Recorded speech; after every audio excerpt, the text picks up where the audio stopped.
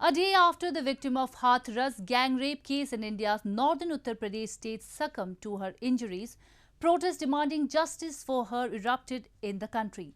The victim's family alleged her body was cremated by police forcefully on Tuesday night. Prime Minister Narendra Modi has called for the strictest action against the accused in the incident.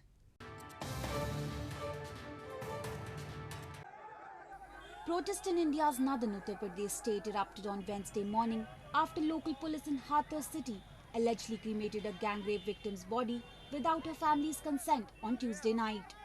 The victim, who died in capital New Delhi's Safdarjung Hospital on Tuesday, had suffered multiple fractures, paralysis and a gash in her tongue in the horrific assault. She was cremated by policemen forcefully on Tuesday night, allegedly as her family and relatives were locked up in their homes. Police has denied the allegations. तब मेरी ओम प्रकाश जी से और इनके जो बेटे हैं उनसे बात हुई थी और उन्होंने सहमति दी थी कि रात को अंतिम संस्कार कर दिया जाए।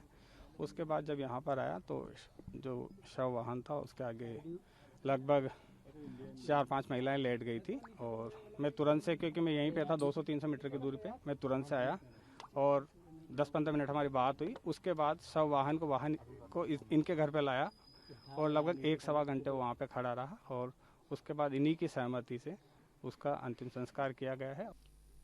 Meanwhile, Indian Prime Minister Narendra Modi has called for the strictest action against the accused in the incident. Chief Minister Yogi Adityanath informed in a tweet on Wednesday.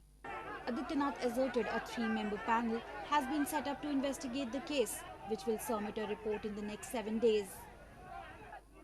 He has also asked for the trial to be conducted in a fast-track court. Local police in Uttar Pradesh is under scrutiny over alleged lapses throughout the case.